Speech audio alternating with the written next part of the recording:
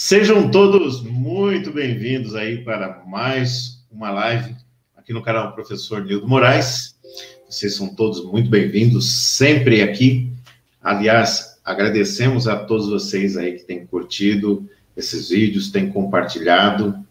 Desde já os convido a se inscreverem aqui, não tanto neste canal, também no canal do professor Samuel Merbach, que participa mais uma vez aqui comigo dessa live, dessa vez trazendo um assunto muito bacana. Eu, particularmente, gosto dessa área de filosofia, entra um pouco de teologia, entra um pouco de história, conhecimento, e o conhecimento ele nunca ocupa espaço, né? Então, sejam muito bem-vindos. Professor Samuel, muito bem-vindo, uma excelente noite para o senhor aí. Obrigado mais uma vez por participar aí conosco.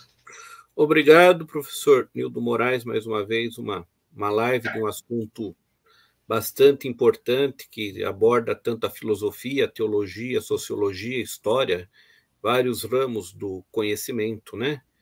Sim. E falar também, pessoal, dê o like, né? Nos vídeos, nos ajude a compartilhar e isso é bem importante. Ajude também a fortalecer o canal, se inscrevendo no canal do professor Samuel Merbach do YouTube, né? E hoje, então, temos uma parte importante da filosofia que ocorreu durante a Idade Média, né? A Idade Média que dura mais ou menos 1000 anos, ou seja, uma parte de tempo considerável na história da humanidade, né? Período em que a igreja exerceu domínio político, econômico, social, educacional, né? E em razão disso, então, a escolástica é uma escola de filosofia cristã. Perfeito. Professor, nós estamos falando de conhecimento, de sabedoria, da busca pela sabedoria. Eu acho importante a gente contextualizar, porque antes da filosofia, como era buscado o conhecimento, né? Eu acho importante a gente, apesar de ter um vídeo no seu canal, né? Falando sobre uma aula sobre esse tema, inclusive todos estão convidados a irem lá no canal do professor Samuel Merbach, depois da live, claro, e assistir tanto a live quanto essas aulas aí, muito interessante. Como o professor Samuel Merbach mencionou, o período, a Idade Média, né, durou quase 1000 anos, iniciando ali no início do 4º para o 5º século, foi até o ano 1400, quase indo aí para o 15º século da nossa era. Mas, e antes disso, né? E antes desse período, como era a busca do conhecimento, como as pessoas buscavam? Interessante que o senhor mencionou também sobre a união, né? Nesse período aqui da patrística, nós vamos analisar depois que existia aí uma integração entre a razão e a fé. Mas antes disso, existia essa dicotomia, existia essa diferença, existia... Como era buscado o conhecimento, professor? Então, olha só, Nildo, antes do conhecimento filosófico, em torno ali do século VI a.C., que foi o primeiro filósofo, foi o Tales, né? Tales de Mileto, né? Tales de Mileto. Os gregos, né, a sociedade em geral ocidental, buscava conhecer, ou buscar conhecer os fenômenos da natureza através dos mitos, né? Então, foi um período em que a mitologia preponderou, né? Os mitos são narrativas de deuses, de seres imaginários, de objetos que tinham poderes, né? E a mitologia grega, ela foi bastante rica, né? Tanto que a gente conhece a história dos deuses, dos semideuses, como o deus do Olimpo, né? O Olimpo, né? Que era onde moravam os deuses. Zeus era o maior dos deuses gregos, né?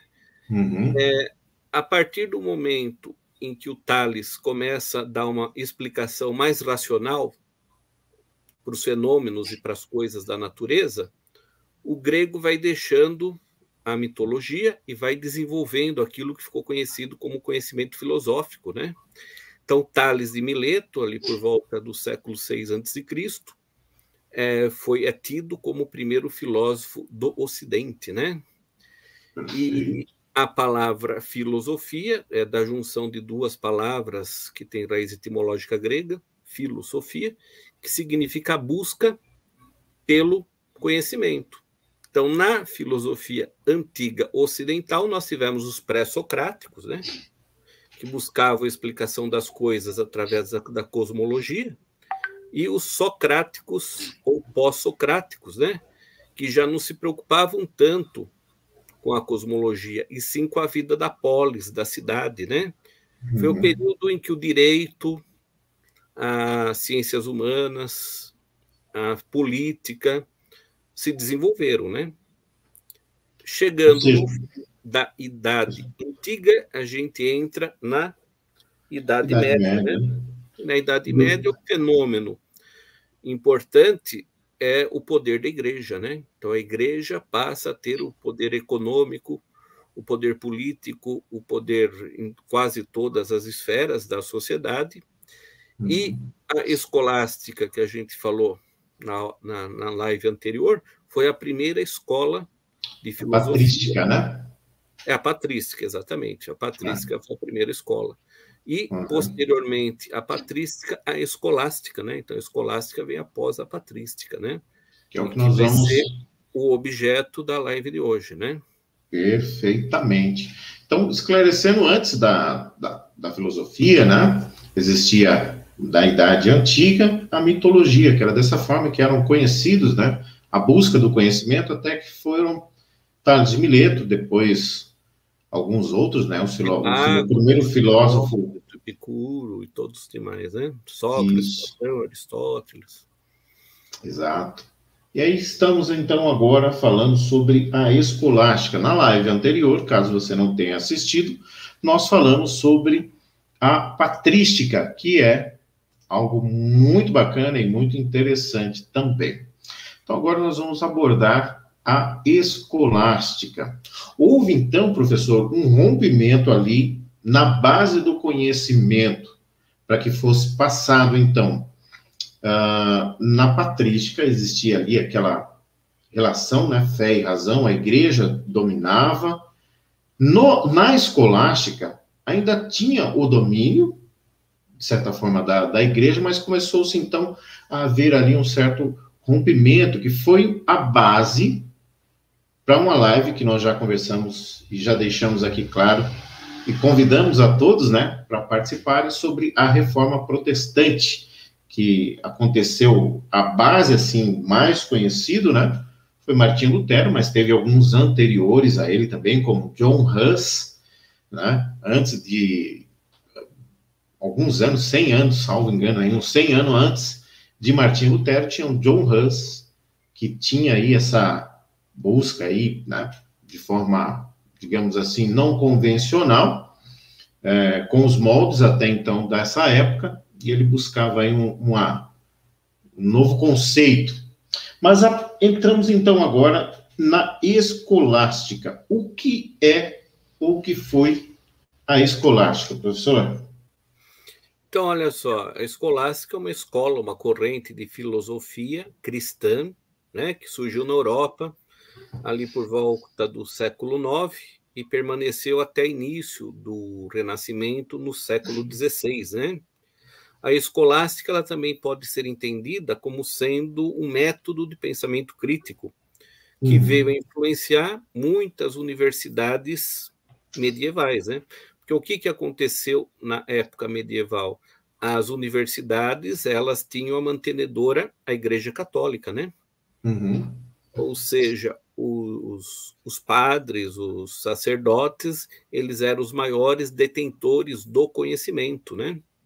E por serem os maiores detentores do conhecimento, eles fundaram as primeiras universidades europeias, né?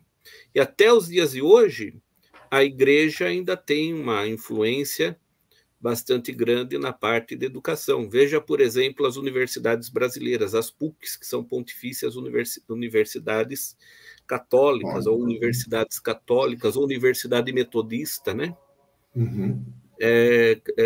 Universidade franciscana, ou seja, as igrejas tiveram como uma das suas funções o desenvolvimento também da educação, né? E os escolásticos trabalharam também bastante na parte educacional. Então, veja, por exemplo, os primeiros professores do Brasil eram padres jesuítas, né? Padre José de Anchieta e Padre José da Nóbrega. Então, Perfeito. também na educação brasileira, os primeiros professores eram religiosos, eram sacerdotes. Então, só para a gente ver o poderio, a influência da igreja desde aquela época até hoje, né? Sim. E a escolástica, ela teve, né, podemos dizer que houveram 3 fases dentro do período da escolástica, né? Ah, sim, Uma 3 fase fases. foram se passando a outra, e baseado também em uma outra coisa, quando nós colocamos lá os direitos humanos, né, de primeira fase, primeira geração, segunda geração. Então, o conhecimento, ele é progressivo. Se nós analisarmos que antes da filosofia tinha, na Idade Antiga, tinha mitologia, depois passou para a filosofia, e houver ali uma difusão muito grande de pensadores, de pessoas que buscavam conhecimento, alguns que concordavam, alguns alunos tiveram mais destaques do que propriamente seus professores, né? Porque buscavam, o professor chegava, trazia o conhecimento até um ponto, mas esses alunos, eles desbravavam mais alguma coisa, ampliavam o conhecimento, e vinham outro e ampliava mais ainda. Então, podemos dizer que houveram 3 fases, professor, do período da escolástica? Exatamente, né? E são 3 fases com características distintas, por isso que são fases, né? Uhum. A primeira fase, ela tem uma confiança nos pensadores na relação harmônica entre fé e razão, né? Ou seja, essa dualidade entre fé e razão vem até os dias de hoje, né? O conhecimento científico baseado na razão, ao passo que o conhecimento religioso é baseado na fé, sendo que a gente conhece 4 tipos de conhecimento. Primeiramente, antes da filosofia tinha a mitologia, né, que não é uma forma de conhecimento racional. Depois tivemos a filosofia, o conhecimento científico e o conhecimento religioso, né? Então, essa dualidade, essa luta, né, de explicar as coisas através da fé e da razão, gera uma discussão antiga dessa primeira fase da escolástica, né? Esses pensadores foram influenciados, sobretudo, pela patrística que antecedia, né? E eles discutiam a possibilidade de pensar numa fé racional ou elementos da fé por meio da razão. Olha que interessante, né? E alguns pensadores que se destacaram nessa fase foi o John, né? Duns Scoto e o Santo Anselmo, né? É por isso que eu havia mencionado que o conhecimento, ele é progressivo, né? Ele vai sendo ampliado, sendo ampliado, sendo ampliado a cada vez mais. E o que me chama bastante atenção durante esse período era que não se tinham tecnologias, né? O Não havia conhecimento era transmitido de forma oral. de forma oral, né? Daí que vieram os primeiros padres copistas, né? Uhum. Escreviam tudo à mão, né? Todos os livros à mão. Então imagine a dificuldade de você ter uma obra, ou do monge, né? Ficar vários anos escrevendo algo com centenas, milhares de folhas, né? Até a invenção da escrita era assim, né? Ou seja, Uhum. baseado na oralidade, e os livros, eles eram raros porque eles eram feitos através dos monges copistas, né? E era à mão, né? Então, O até a trabalho que se invenção da dava, né? imprensa, né, era bastante complicado, não era tão fácil hoje, que a gente tem vários mecanismos de busca de conhecimento, internet, livros, livro digital e outras coisas mais, né? Pois é, a cada vez mais conseguimos carregar dentro de um pequeno celular aí uma quantidade imensa de livros de conhecimento, enquanto nessa época algo fantástico. Mas aí então passamos para a segunda fase. Qual que era a característica da segunda fase, professor? Elas eram baseadas em grandes sistemas filosóficos, né? Com base na filosofia antiga, na ciência, na Seriam as lógica, na escolas, né, de retórica filosofia. e na fé cristã, exatamente, né? Então, olha só, é claro, né, que tanto a patrística quanto a escolástica tiveram influência dos gregos que antecederam a elas, né? sendo que o principal pensador da patrística foi o Santo Agostinho, e o principal pensador da escolástica é São Tomás de Aquino, né? Sendo que o São Tomás de Aquino ele sofre uma influência maior de Aristóteles, por isso que é chamada de filosofia aristotélica tomista, né? E a filosofia de Agostinho, a filosofia agostiniana, sofre uma influência grande do Platão, né? Então, são algumas diferenças entre essas duas escolas, né? E o maior pensamento desse período, dessa segunda fase, foi, sem dúvida, o São Tomás de Aquino, né? Porém, tiveram outros pensadores também de destaque, como Alberto Magno, que foi, inclusive, professor de São Tomás de Aquino, né? Então, o Alberto Magno, que foi professor de São Tomás, pode ser considerado como um grande filósofo desse período intermediário, né? E de maior esplendor da filosofia escolástica. Então, a segunda fase foi a fase em que a escolástica mais se desenvolveu, né? Agora, o que acontece de interessante entre um período e outro, sempre quando se passa de um ciclo para o outro, é exatamente um rompimento. Eu não diria assim, não um rompimento brusco, mas começa-se, né, na terceira fase, começa a acontecer uma decadência, né, professor? Porque a igreja quer manter todo o poderio, uma rigidez, e as pessoas começam, então, a buscar algumas coisas diferentes, e aí entramos na terceira fase, uma fase que começa a entrar, de certa forma, uma decadência, professor. É uma decadência e a ciência começa a se desenvolver mais, né? Então a igreja ela vai perdendo aquele poder tão forte, embora ela ainda seja influente até hoje, né? E nesse período da terceira fase, em que é o declínio da escolástica, aconteceu por conta da rigidez da igreja em pensar as relações teológicas, né? O que vai perdendo força também graças ao Renascimento, né? E um dos maiores pensadores dessa terceira fase foi o filósofo Guilherme de Ockham, né? Também muito Navalha de Ockham, por exemplo, né? Que é bastante discutida na filosofia, né? Então, é interessante notar na cronologia da história da filosofia que sempre que uma corrente vai perdendo força, vai surgindo outra, né? Sempre que uma fase de uma corrente vai perdendo força, vai surgindo outra, né? Por quê? Porque o conhecimento é elástico, né? Então, mas o que, por exemplo, nós verificamos sempre em determinados períodos, professor, que existiam métodos, né?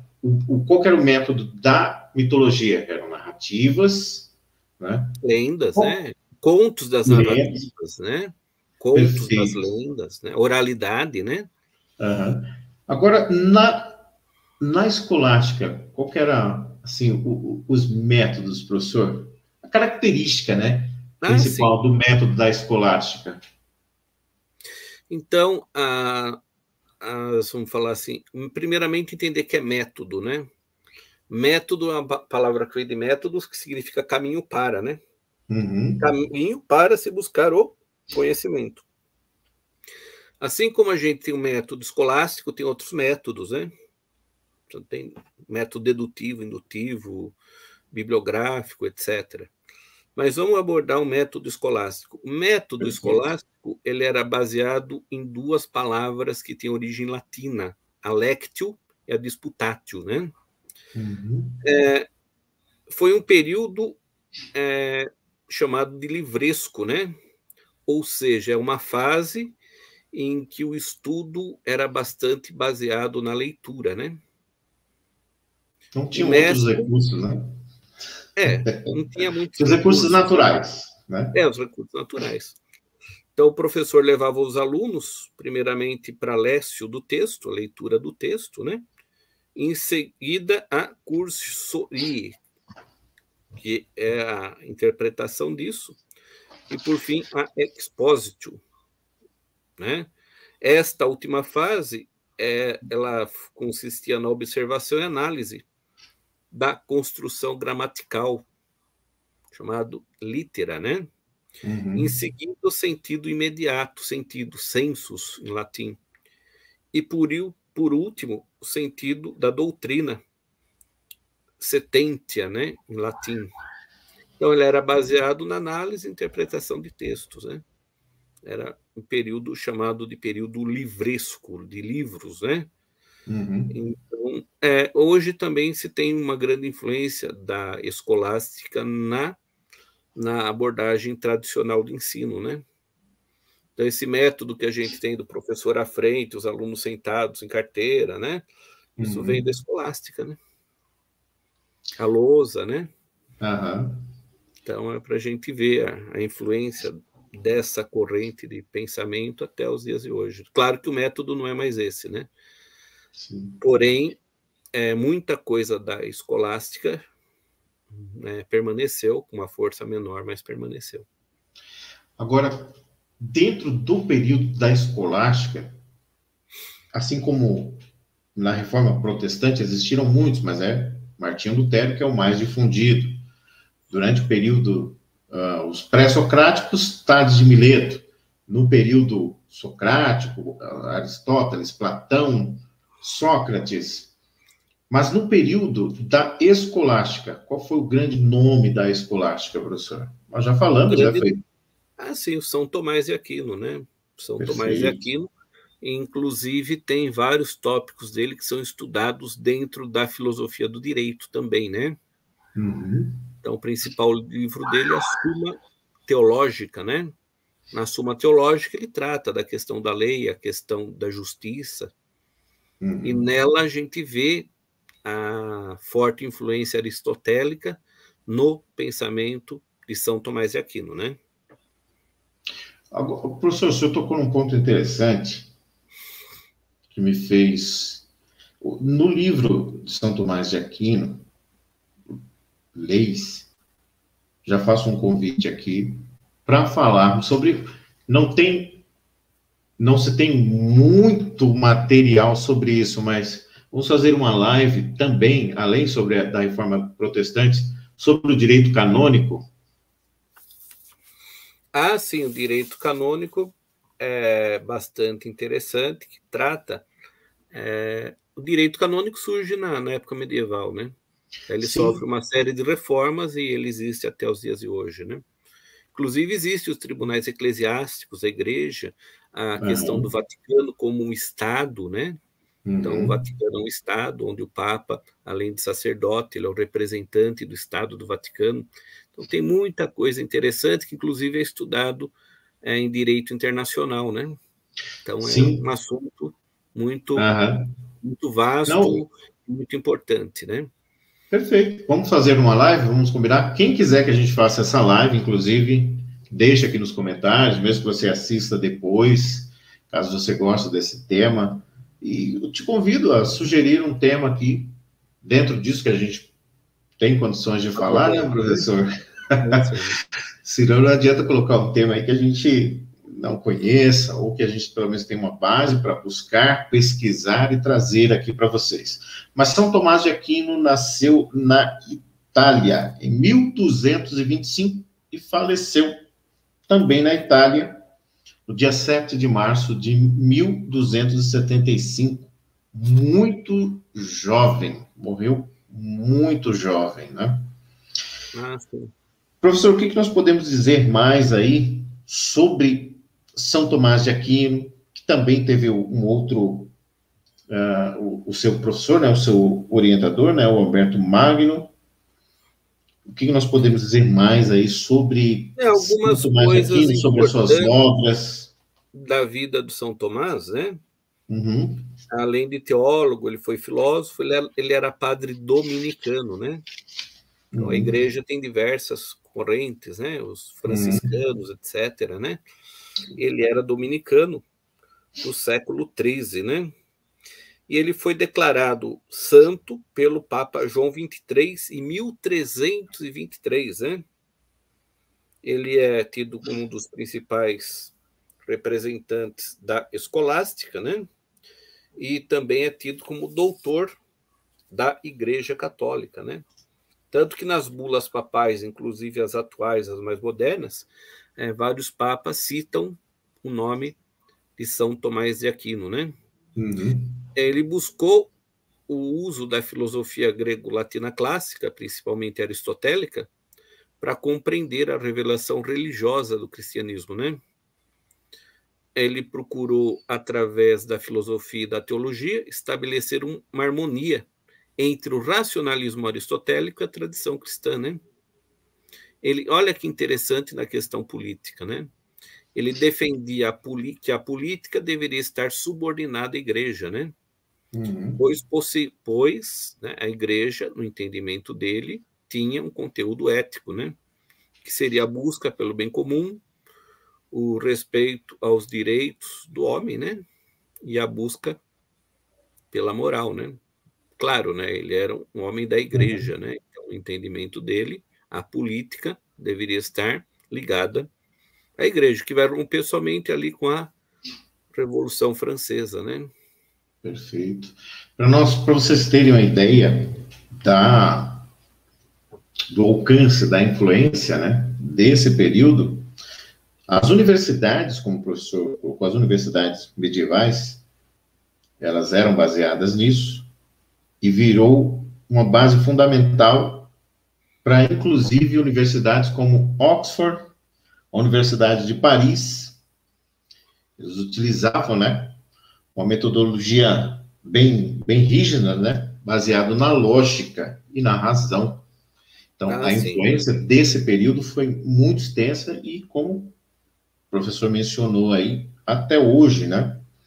Mas São Tomás de Aquino, né? Ele advoga que Deus é o motor imóvel de tudo, né? É a primeira causa para absolutamente tudo. E entrando um pouco aqui na parte teológica, né?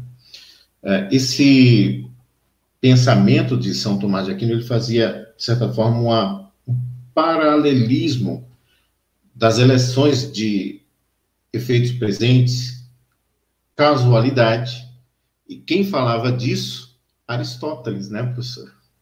Aristóteles usa o termo primeiro motor, né, como aquele que cria as coisas, né? Uhum. E o São Tomás usa essa ideia aristotélica harmonizando com a teologia cristã, que é uma coisa bastante interessante, né? Com certeza. Porque ele buscava a harmonia entre fé e razão, né? A fé cristã com a razão grega, né? Uhum. Então, essa harmonização, ele trabalha bastante isso nos seus textos, nas suas obras, né? Perfeito. Por exemplo, professor, ele falava também sobre graus de perfeição. O que nós podemos colocar aí como... O que ele... existia aí uma hierarquia de seres do universo? O que ele colocava nesse ponto aí? Nesse ponto ele trabalha bastante, ele chega a isso através da ideia de Aristóteles, né, do primeiro motor, né? Ele desenvolve isso na tentativa da harmonização entre a fé e a razão, né? E isso é bastante interessante, que nesses graus de perfeição, ele defende uma hierarquia entre os seres do universo, né? E segundo ele, o maior ser, claro, é Deus, né? Que tem o grau máximo de perfeição. E quanto mais próximo o sujeito se encontra dele, mais perfeito ele é, né? Então, se Essa é uma Deus é ideia... a perfeição máxima, né? Aquele sujeito que consegue se elevar mais próximo dele. Mais próximo de Deus, né?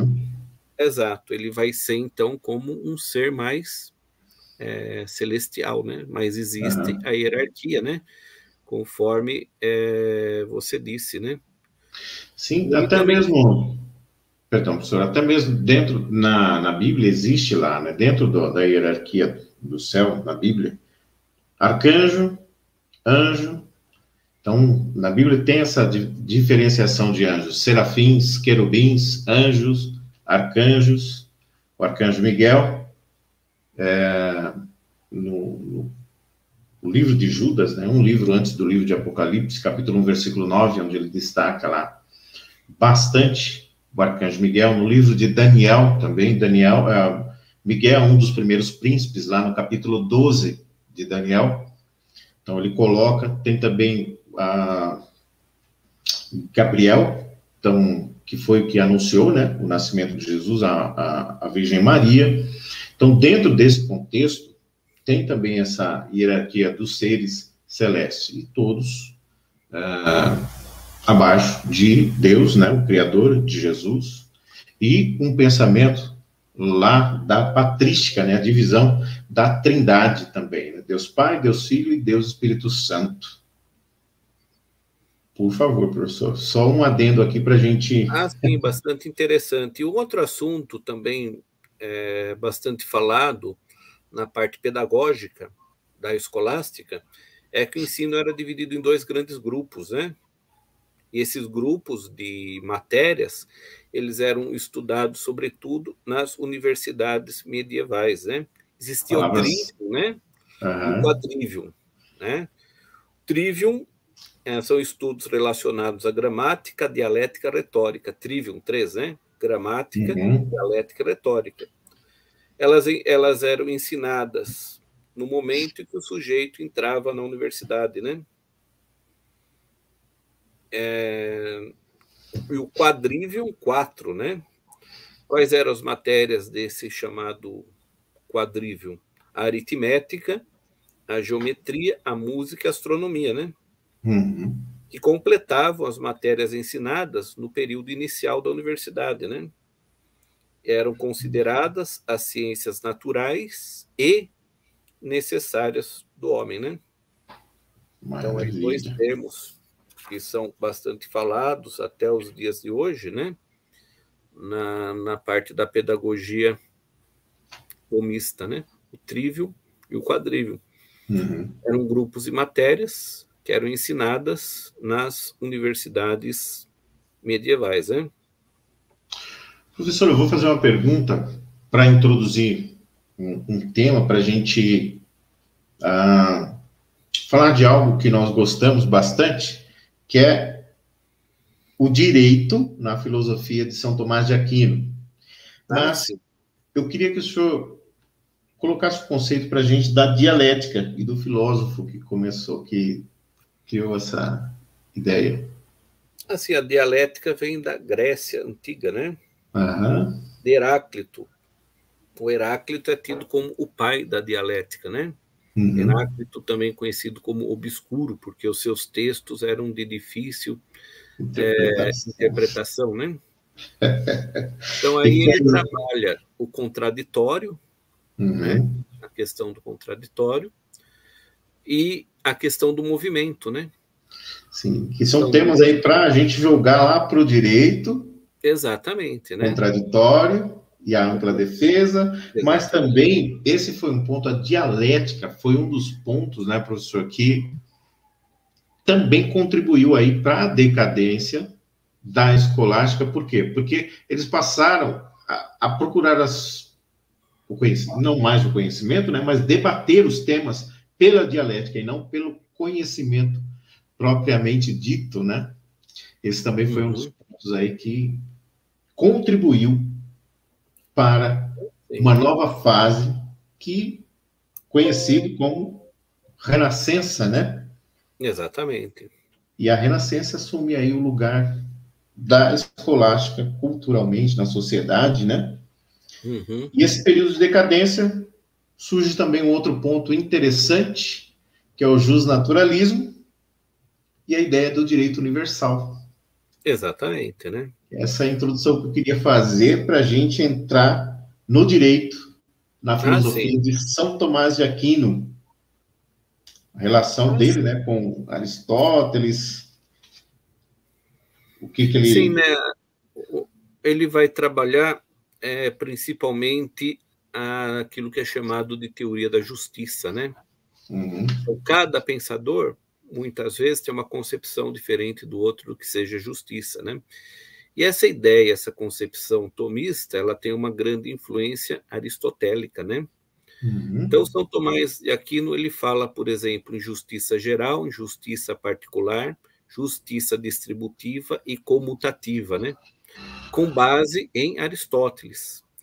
A justiça geral é a justiça universal, dotada de princípios maiores e que era estabelecida por Deus, né?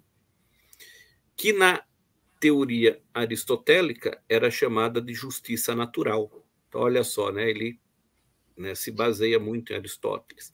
Justiça particular, né, como o próprio nome fala, a particularização da justiça geral, né?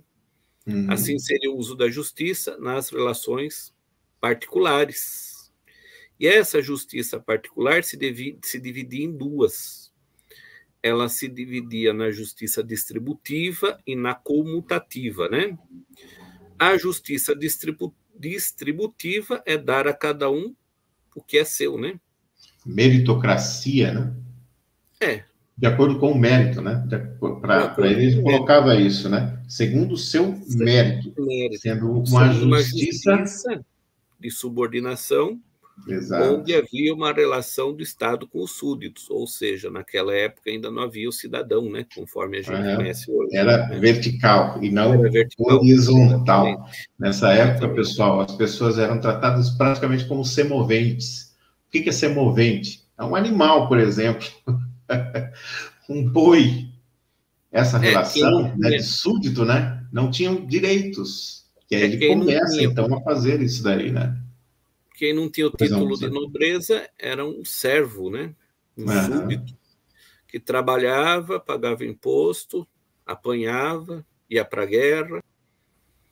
E ficava calado. Ficava calado. Praticamente não tinha direito nenhum, né? E a justiça comutativa, né?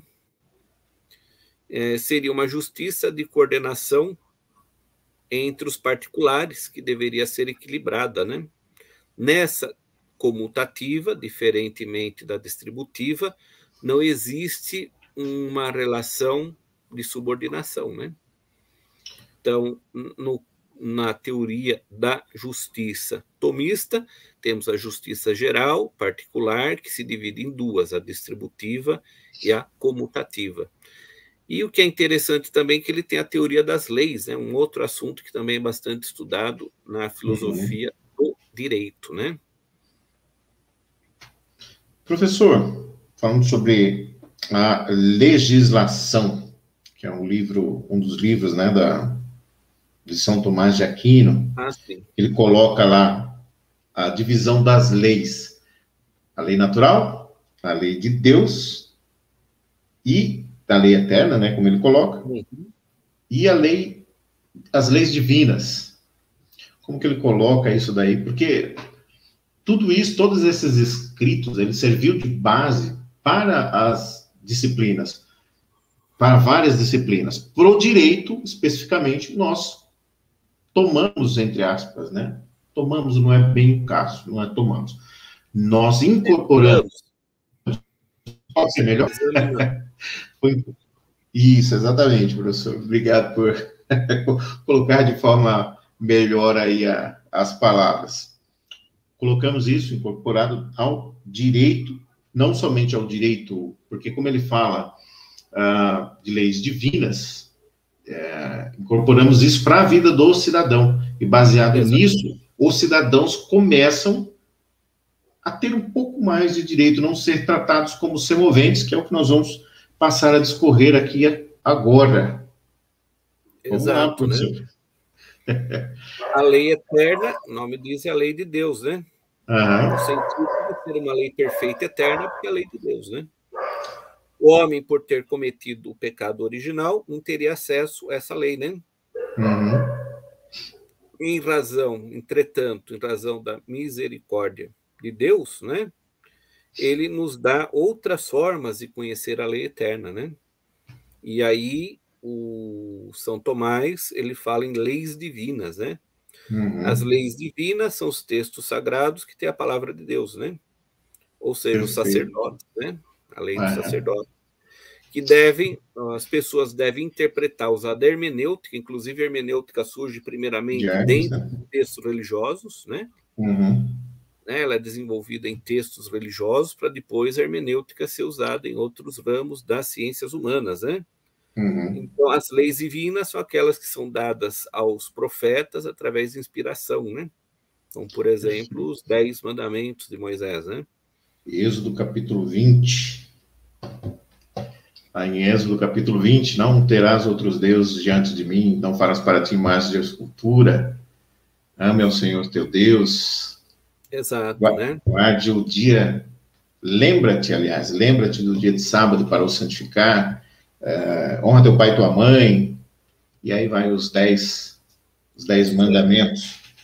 Agora, professor, falando sobre a parte de legislação, o primeiro, assim, mais difundido e conhecido por muitas pessoas seria a lei de Deus. Mas existe algum código, um códice anterior a isso? Primeiro, assim, que nós temos conhecimento na era, digamos assim, das civilizações. É um dos códigos mais antigos é o de Hammurabi, tem o código de Manu também, que são milenários, né? São códigos muito antigos. Daí a lei dos profetas judeus, também muito antigas, né? No Oriente, os pensadores orientais, os pensadores chineses também, japoneses, né? Mas aqui no nosso temos o código de Hammurabi, né? Mesopotâmia, né? Berço da civilização, né? Até então, berço da civilização, né? Mesopotâmia. Os códigos mais famosos e conhecidos por nós hoje são os códigos romanos, né? A grande... Por isso que eu quero fazer a live sobre o direito canônico. Sim, a grande contribuição dos gregos foi a filosofia. A grande contribuição dos romanos foi o direito, né? Então, os códigos romanos, né? Que o direito brasileiro é baseado bastante, né? No antigo direito romano, né? E levando isso ainda dentro, voltando um pouquinho dentro da teoria das leis de São Tomás, ele fala na lei natural, que a gente já abordou bastante, que são leis oriundas da própria existência do homem sobre a Terra, né, com base na razão. Então, ele já usa o termo razão aqui, né? E tem uma última lei aí, professor. A lei humana, né, que é a lei do direito positivo, a lei positivada, né, a lei que nós fazemos nos congressos, nos parlamentos, né? Então, a lei humana é a lei positivada, é a lei escrita, a lei feita pelos legisladores, né? Para diferenciar, pessoal... perdão, professor, só para diferenciar, o senhor continua. O que no direito nós dividimos as leis naturais, o justnaturalismo, pela lei positivada. Tá? O que é a lei positivada? É o que está escrito nos códigos, nas leis que nós conhecemos, a Constituição. E aí, dividindo um pouco aí, qual que é a Constituição, fazendo uma analogia, tá? Qual que é a Constituição Federal de um município? É a lei orgânica do município, é a Constituição Federal daquele município. Porém, existem leis do Estado, que é considerado também, fazendo uma analogia, tá? Um código do Estado e a lei, a Carta Magna, que é a nossa Constituição Federal, tá? A ela são subordinadas todas as demais leis. Professor, perdão. Não, e a lei natural, né, conforme a gente já falou anteriormente, né, ela não precisa estar escrita em lugar nenhum para que a gente saiba que ela existe, né? Como, por exemplo, direito à vida, por exemplo. As liberdades, né? E a lei humana é aquela que é feita pelo homem, né? E o que é interessante, a palavra lei vem do latim legere, que significa ler. Então, o que é a lei? É um texto escrito, feito pelo poder competente, e essa lei é de cumprimento obrigatório por todos da sociedade, né? Então, esse é o conceito de lei. Lei vem do latim legere, verbo ler. É um texto escrito, feito por quem tem competência para fazê-lo, e esse texto é de cumprimento obrigatório para todos os que vivem numa determinada sociedade, né? Então, só para complementar a etimologia da palavra lei, né? Excelente, professor. Obrigado aí pela complementação aí. Veio para fechar de fato aí essa parte aí da live até aqui. Então, depois que surgiram aí essas leis, em que existia a lei natural, o que é o jusnaturalismo, né? Nasceu, já tem alguns direitos, né? Ela não precisa estar escrita. E aí passou-se, então, o cidadão passou a ter, assim, uma finalidade que São Tomás de Aquino coloca isso. Eu vou pedir que o professor Samuel escreva aí sobre isso. A partir de então, depois de haver essas divisões de leis, ele coloca ali, tentando colocar essa divisão, né, a lei eterna, a lei divina, lei humana, lei natural. Qual a finalidade, então, passa a ter o cidadão, professor? Então, olha só, primeiramente, procurar falar a concepção de cidadão atual, né? Então, atualmente, quem é cidadão? É o sujeito que tem direitos e deveres na esfera civil e política, né? Uhum. Direito de Então, hoje, votar, por exemplo, sufrágio. direito de votar e outros mais, né? Participar, de se candidatar, etc., né? Então, agora, voltando a São Tomás de Aquino, né? O São Tomás de Aquino acreditava que tudo tem uma finalidade, nada é o acaso, né? Uhum. E para ele, no entendimento dele, o cidadão tinha como finalidade participar da vida política, né?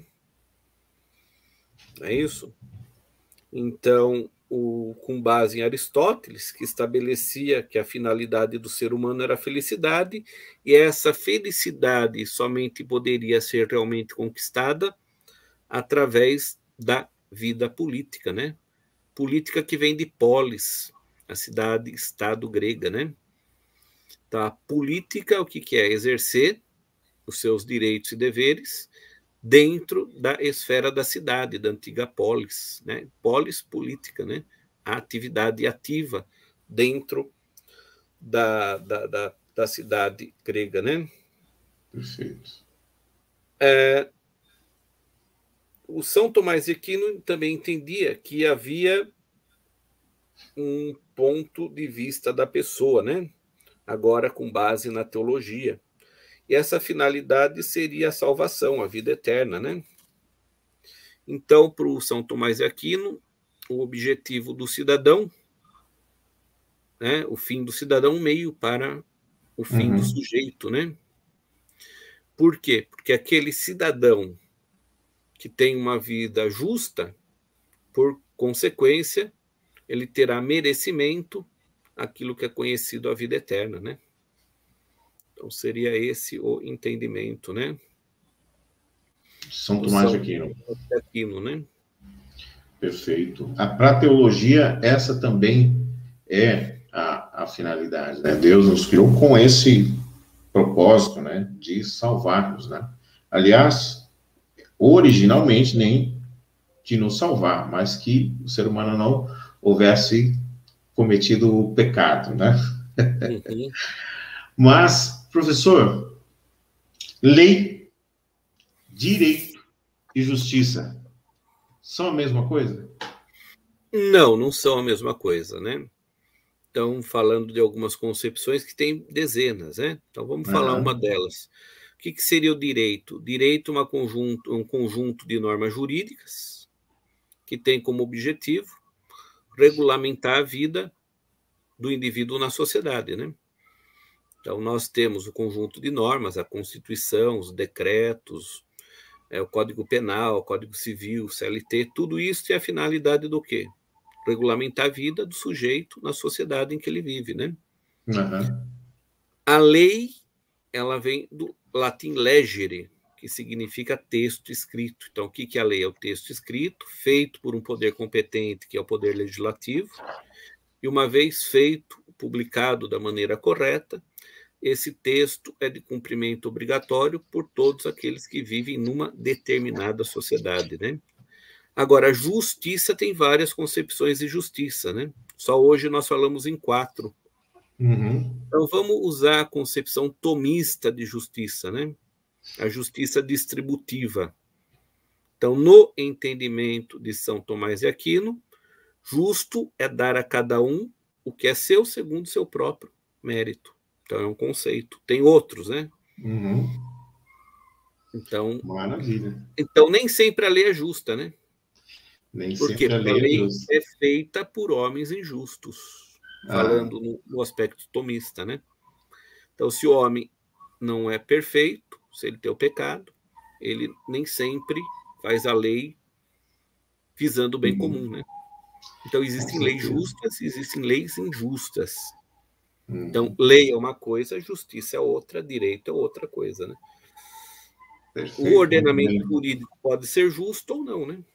Então, por exemplo, o ordenamento jurídico nazista era totalmente injusto, Mas ele completamente conseguiu dar arbitrário, immoral. legalidade.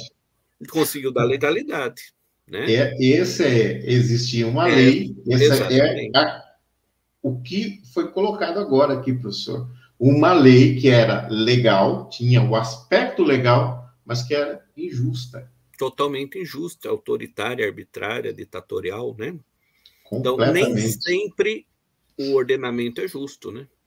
Agora, Uhum. no Estado democrático de direito, com certeza, a maior parte das leis, pelo menos, são justas, né? Que Sim. reconhece o direito do cidadão, né? Os Uhum. direitos humanos. Então, só para a gente saber, né, que justiça é uma coisa, né, e direito é outra coisa, né, não é? E Perfeito, lei é outra professor. coisa. Só para a gente ter uma diferenciação entre os termos, né? Excelente, professor. E eu quero deixar aí aberto as suas considerações finais, mais uma live. Pessoal, olha só, importante, nós começamos a fazer essas lives do canal, do escritório, para você que está nos assistindo agora, ou que você vai nos assistir depois.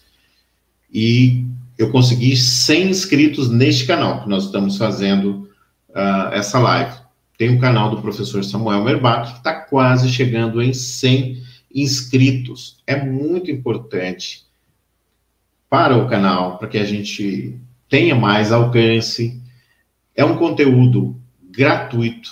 Nós dispusemos o nosso tempo aqui para passar essas informações. Gostamos de fazer isso, claro.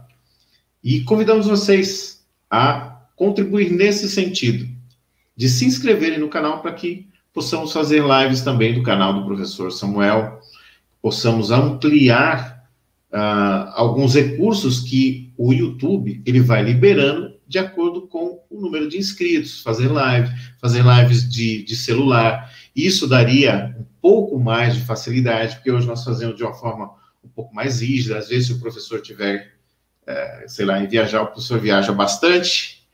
Então, ele pode fazer essa live de qualquer lugar. Se ele estiver dirigindo, alguém vai dirigindo, ele vai fazendo essa live de onde ele estiver. E nós queremos contar com vocês, com essa contribuição apenas. Curtindo e compartilhando e comentando também. Isso é muito importante. O YouTube ele tem, né, os algoritmos que eles identificam pelo número de curtidas, pelo número de visualizações, e convidamos vocês a se inscreverem nos nossos canais. Professor, considerações aí finais sobre... É uma das coisas, né, que o pessoal sempre pergunta, quais são as principais obras do São Tomás de Aquino, né? Legal. Ele tem uma obra Verdade e Conhecimento. A obra principal dele talvez seja a Suma Teológica, né? Que são 8 Uhum. tomos de livros, né? Bastante completo. E a Suma contra os Gentios, né? São 3 obras para os colegas aí que quiserem se aprofundar no assunto, né? Perfeito. E também é interessante falar um pouquinho sobre o término da escolástica que acontece entre os séculos XIV e XV, né? Porque ela acabou levando em consideração formalismos dialéticos e discussões que nem sempre eram de interesse da comunidade, né? Nesse período, tivemos como os principais expoentes o Guilherme de Ockham, né? o Nicolau de Cusa. Com a Renascença, a escolástica vem perdendo cada vez mais força, né? E, em razão disso, a gente entra no período do Renascimento, né? Que foi um período também bastante interessante, que em lives futuras, certamente, a gente vai falar dos principais pensadores dessa época. É um período em que a ciência se desenvolve bastante, né? As coisas começaram de uma forma, digamos assim, uma aceleração no conhecimento fantástico, né, nesse período. Exatamente, né? Perfeito, então, professor. Suas considerações finais aí, agradecer ao pessoal, convidar para se inscrever no seu canal aí também. Já fiz o convite, mas reforce. Então pedir que os colegas deem o like, né, na nossa live, no nosso material, no nosso conteúdo, e se inscrevam no canal do professor Samuel Merbach para a gente fortalecer o canal e levar, né, as nossas lives e o nosso material para um número cada vez maior de pessoas, né? Então, a gente Perfeito. pede Professor, fala dos quadros, dos novos quadros do canal. Sim, os novos quadros do canal, a gente tem dicas de português, né? Então, algumas coisas, alguns erros que são corriqueiros da língua portuguesa, a gente comenta, né? Para que a gente tenha uma forma assertiva, sendo que a língua portuguesa é uma das mais difíceis, né? Do mundo, né? É uma língua difícil. E a gente também tem Pergunte ao Professor, o quadro Pergunta ao Professor, que você pode mandar uma pergunta de filosofia, de direito ou de história no e-mail professorsamuelmerbach@gmail.com, e durante as semanas a gente responde as perguntas feitas pelos nossos amigos que estão nos assistindo. Tem também o quadro X da questão, que seria a resolução de questões. Questões de vestibular, de ENAD, de ENEM, né? Perfeito. Então, a gente pessoal, também vai trabalhar com questões de concursos de forma a elucidar, né? Facilitar o estudo daqueles que estão buscando aí aprovação em concursos ou exame de ordem e assim por diante, né? Inclusive, saiu o edital hoje, o novo edital do 33º exame da ordem da OAB. Se vocês quiserem, nós podemos colocar algumas questões, né, professor? E filosofia e ética caem no exame, né? São ética, direitos humanos também, né? Com certeza. Então, são lives e vídeos que nós fizemos que é de conteúdo de exame de ordem, né? Que é um incentivo maior ainda para as pessoas participarem, se inscreverem nos canais, né? Exato. Professor, eu creio que para a OAB, algo que a gente pode fazer seria uma live sobre ética, né? Pegar questões né? de ética e respondendo, né? Sim, ética profissional, né? Sim, ética profissional. E o estatuto também da OAB. O que vocês acham aí, pessoal? Escrevam aí nos comentários, mandem perguntas e o professor Samuel vai responder. Que a gente possa responder, né, Nilton? Tá certo, então. Pessoal, muito obrigado a você que esteve até agora. Obrigado mais uma vez, professor Samuel, por compartilhar aí o seu conhecimento, disponibilizar o seu tempo. Obrigado por ajudar muitas pessoas aí, né, através desse conhecimento, porque difundir o conhecimento é algo muito gratificante, fazer parte do conhecimento, da transformação cultural de alguém, e isso é algo que verdadeiramente não tem preço, né? Ver as pessoas crescerem. Excelente noite, pessoal. Excelente noite, professor. Obrigado. Até a semana que vem. Valeu, pessoal. Obrigado. Tchau, tchau.